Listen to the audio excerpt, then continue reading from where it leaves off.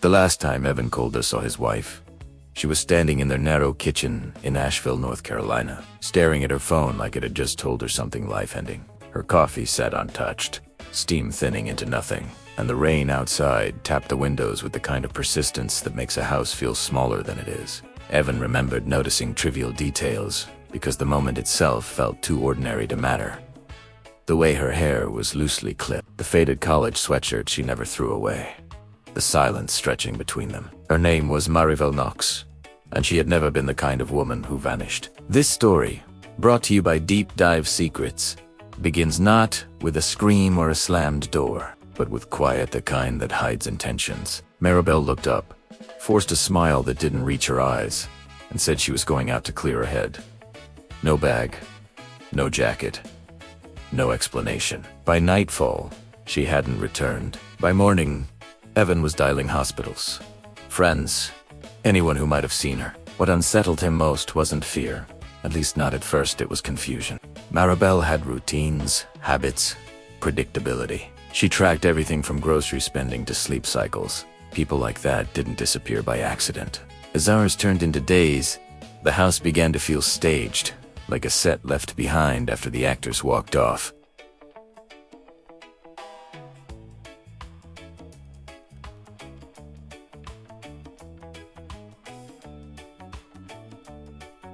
Tar was still in the driveway. Her passport sat in the drawer. Her laptop remained open on the dining table, frozen on a half-written email addressed to no one. The police asked the expected questions. Neighbors shook their heads, and friends insisted something must have gone wrong. But Evan knew something had gone right to right. There were no signs of struggle, no frantic messages, no breadcrumbs of panic, just absence, deliberate and clean. And then there was the phone. It rang once. That first night, number blocked, no voice on the other end. When Evan said her name, the line went dead. That call would be the beginning of everything unraveling, because disappearances are rarely about escape alone. They're about what someone is running from, or toward, and what they leave behind to rot in the open. Maribel Knox had entered Evan Calder's life 7 years earlier with a resume full of non-profit work and a laugh that felt rehearsed only because it always arrived at the right moment. She told him she'd grown up, moving from state to state. No roots, no siblings worth mentioning, parents who'd died young. Evan, a data analyst who trusted patterns more than people, found her unpredictability refreshing. Their relationship unfolded in careful steps: cohabitation before marriage, separate finances even after an unspoken agreement that privacy mattered. Friends found it odd. Evan found it respectful. Looking back, those choices read less like modern independence and more like structural insulation. After Maribel vanished, Detective Lila Moreno was assigned to the case, and she noticed the same thing immediately. How little Maribel had allowed herself to be woven into anyone else's life. No shared bank accounts, no joint credit cards. Even their marriage license listed separate addresses for months longer than necessary. Moreno began by reconstructing Maribel's last known movements. But the trail thinned quickly. Security cameras showed her walking 3 blocks from the house. Then nothing. No Radchez, no Baspasius, no ATM. Withdrawals. Her phone last pinged near the French Broad River before going dark entirely. Friends were cooperative, but vague. One co-worker, Tamsin Halle, mentioned Maribel's habit of taking long walks alone and her discomfort with personal questions. Another recalled her once saying, half joking, that disappearing was easier than explaining. Evan struggled with the scrutiny. Every answer he gave felt insufficient.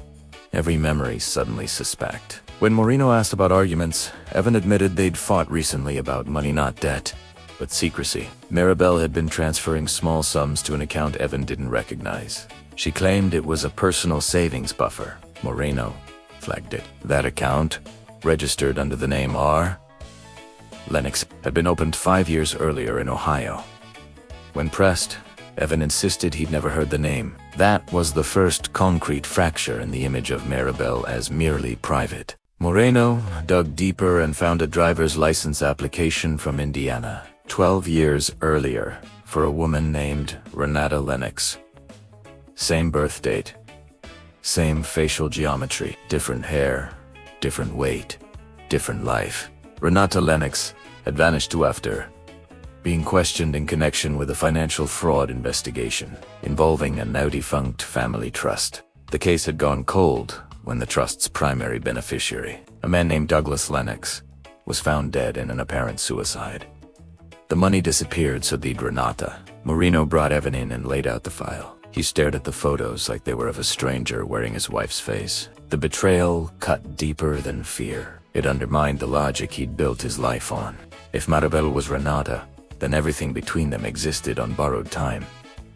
Yet there was still no evidence of foul play. Moreno began to consider the possibility everyone resists. That Maribel hadn't been taken, but had executed a long-planned exit. And that Ivan, intentionally or not, had been a stabilizing cover. The question shifted from where she was to why now.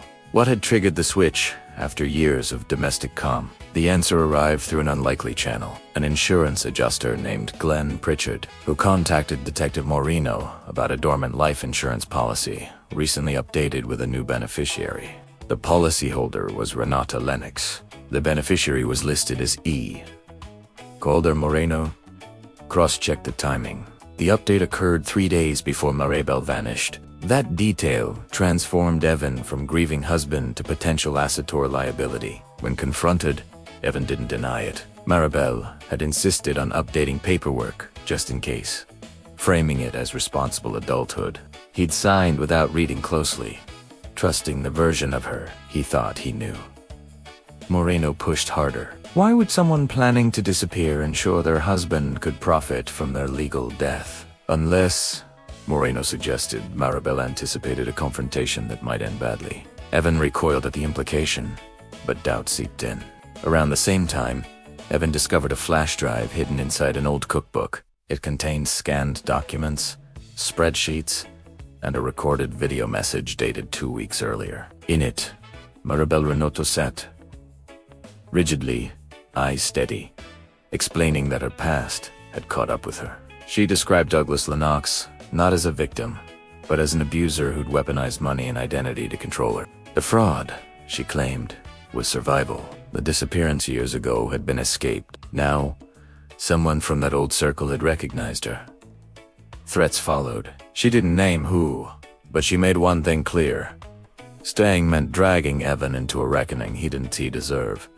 Leaving meant erasing herself again. Evan brought the drive to Moreno, who verified parts of Maribel's account but not all. Douglas Lennox's death remained ambiguous, and the missing funds had never resurfaced. Then the pressure escalated. Evan received an envelope with no return address containing a single photo. Maribel, sitting in a diner, reeling, alive. On the back, a message.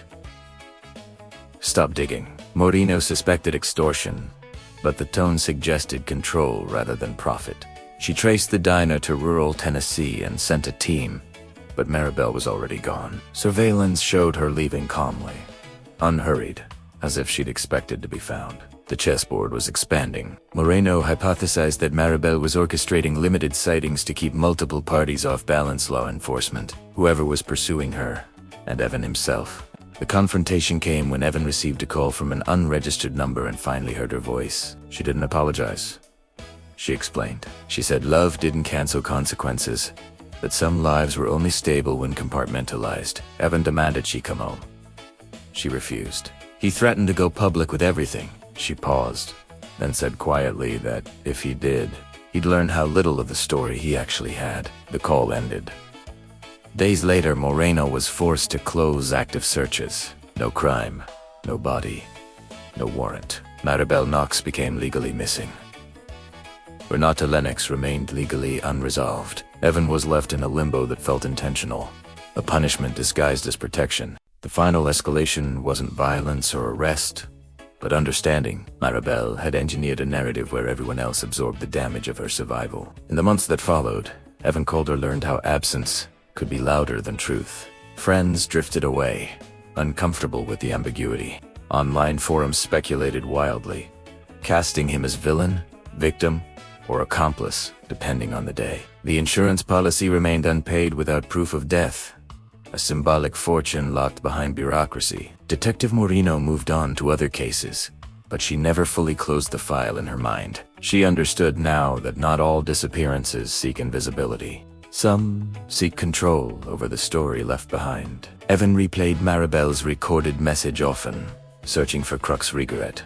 Fear, longing but found only resolve. The marriage, he realized, had been real in feeling but provisional in structure. He'd loved someone who couldn't afford permanence. Whether Maribel or not have found peace was unknowable. What remained was the uncomfortable truth that survival sometimes requires moral trespass, and that intimacy doesn't guarantee access to someone's full history. The house in Asheville was eventually sold. Evan relocated, changed routines, but never his name. He refused to disappear in response. On anniversaries, he'd walk alone by the river where her phone last pinged. Not to mourn her death, but to acknowledge the boundary she'd drawn between them. The wife who disappeared without a trace. Hadan, Debain, Hitase. She'd been edited, leaving behind a version of reality that functioned just well enough to move forward, and just broken enough to never fully heal. Stories like this live in the uncomfortable space between right and wrong, and that S where asterisk deep dive secrets asterisk focuses its lens on. The family and relationship secrets that Dante resolved cleanly. Maribel Knox's disappearance wasn't a mystery solved by clues, but by confronting assumptions about marriage, trust, and identity.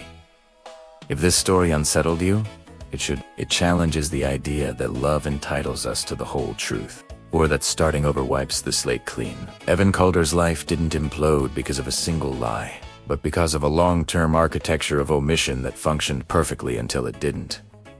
As you reflect on this case, consider how many relationships rely on selective disclosure to survive, and where the line is between privacy and deception.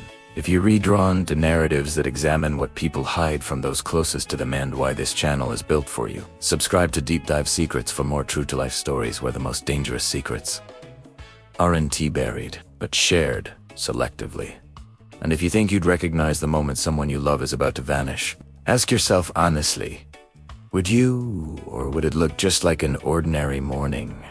Rain tapping on the windows, coffee going cold,